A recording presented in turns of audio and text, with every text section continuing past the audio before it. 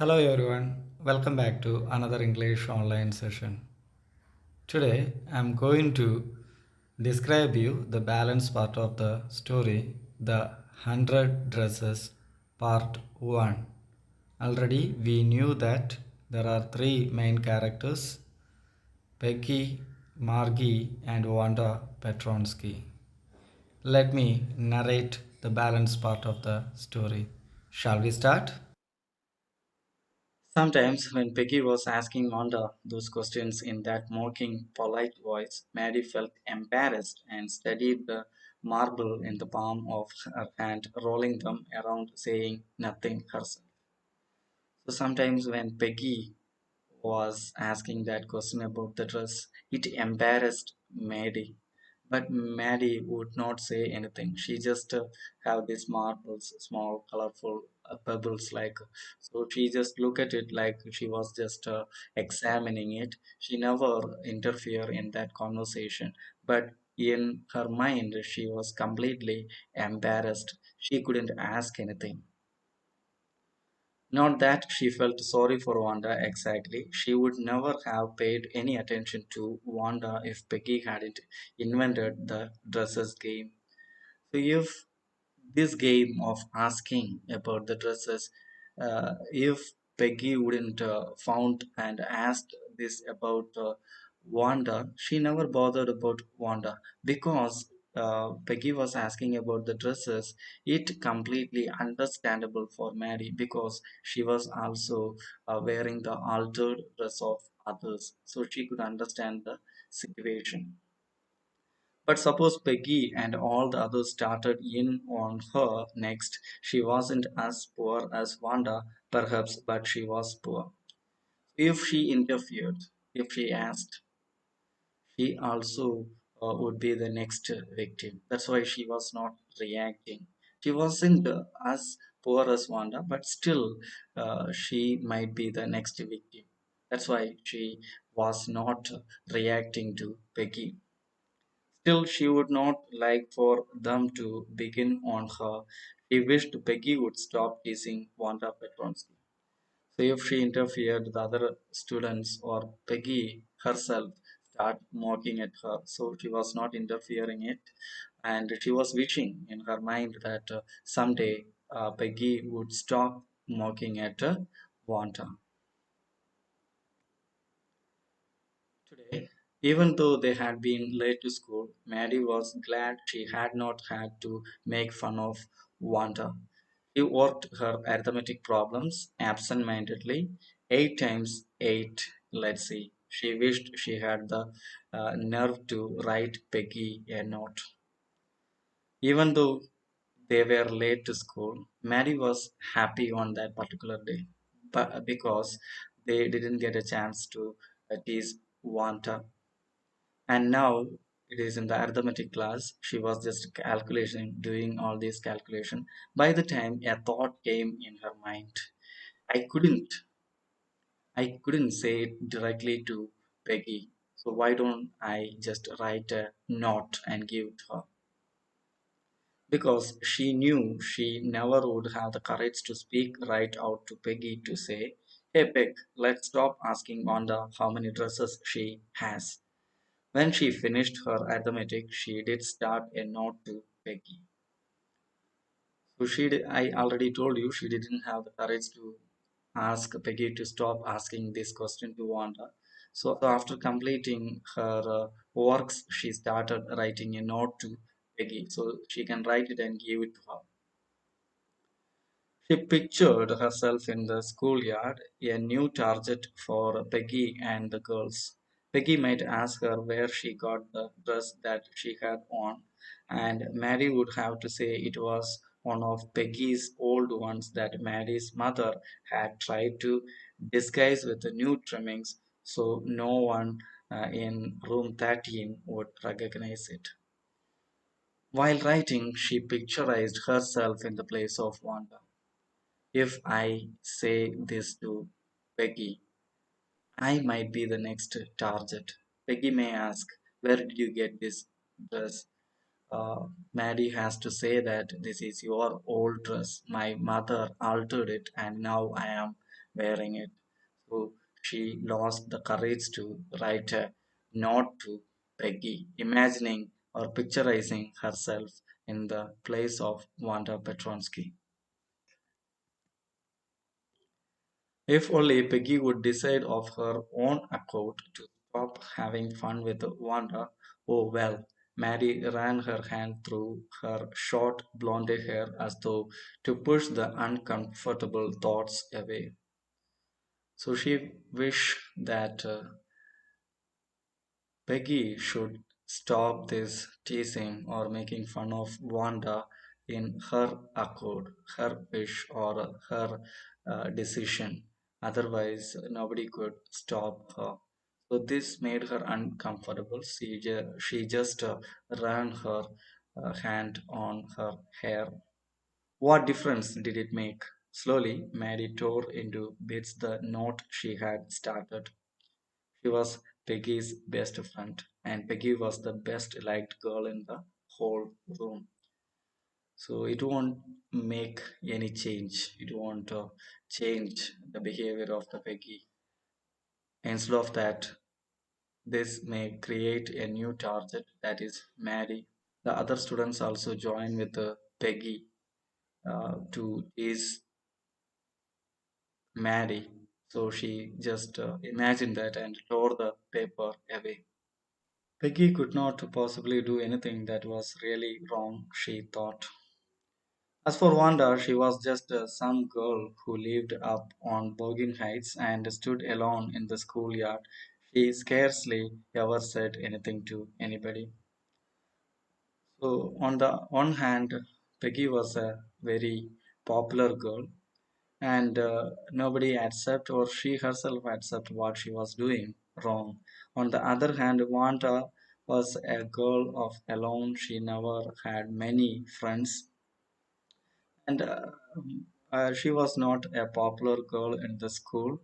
She was coming from Bergen Heights, the place, and scarcely ever said anything to anybody. That means she didn't have many friends. So the point is, she could not uh, turn against Peggy or even just tell her that what she was doing wrong. The only time she talked was in the schoolyard about her 100 dresses. Maddie remembered her telling about one of her dresses, pale blue with the colored trimmings. The only thing she used, Wanda Petronski used to tell to her friends was about her 100 dresses. And particularly, Wanda was describing about her blue dress. Maddie was remembering it. And she remembered another that was brilliant jungle green with a red sash. So each dresses Wanda used to describe. The other dress she described that green with a red sash. You would look like a Christmas tree in that. The girls had said in pretend admiration. So the other girls, uh, they were also acting. They are admiring Wanda. So believing that Wanda used to describe about her dresses. Thinking about Wanda and her 100 dresses all lined up in the closet, Maddie began to wonder who was going to win the drawing and coloring contest. So by the time she was thinking about the dresses Wanda had, she was thinking about the competition about to happen and coloring the dresses a competition and who was going to win that competition. For girls, this contest consisted of designing dresses and for boys of designing motorboats. So there was a competition coming, and for girls, the competition was to design dress, and for the boys to design motorboats. Probably Peggy would win the girls' medal. Peggy drew better than anyone else in the room. At least that's what everybody thought. So according to Maddie, Peggy would win that competition because everyone knew that Peggy would draw very well. She could copy a picture in a magazine or some film star's head so that you could almost tell who it was. So such a good uh, uh, drawing skill she got. She can almost draw at the same way. Oh, Mary was sure Peggy would win. Well, tomorrow the teacher was going to announce the winners. So the next day, the teacher was going to announce the winners. Then they would know the next day it was drizzling. Mary and Peggy hurried to school under Peggy's umbrella. So the next day, they were going to school. Mary and Peggy, they are going to school. There was drizzling, light rain, and they were going under Peggy's umbrella. Naturally, on a day like this, they didn't wait for Wanda Petronski on the corner of Oliver Street, the street that far, far away under the railroad tracks and up the hill led to Bogan Heights. So usually they just wait for Wanda Petronski in that particular place, but on that day they didn't wait for her. They decided to reach the school as early as possible. They are eager to listen to the result, who won the competition. Anyway, they weren't taking chances on being late today because today was important. As I said, that particular day was important because that day the teacher was going to announce the winner of drawing competition. Do you think Miss Mason will announce the winners today? Asked Peggy. Oh, I hope so. The minute we get in, said Maddie. Of course, you will win, Peg. Okay. So there is a conversation between Peggy and Maddie asking whether the teacher announced today, the winners today.